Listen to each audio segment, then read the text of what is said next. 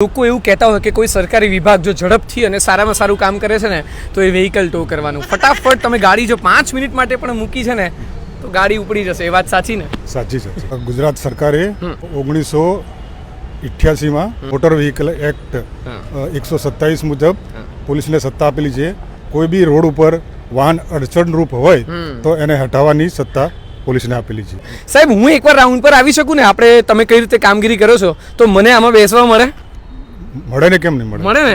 જો અહીંયા કોઈ ગાડીઓ પડી છે કે નહીં નો પાર્કિંગમાં એ અમે લોકો ચેક કરીએ છીએ.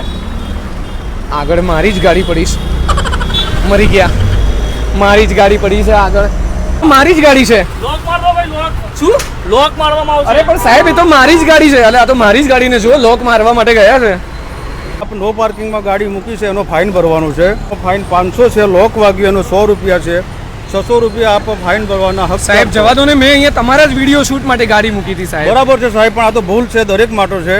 એમાં ફાઇન ભરવો પડશે.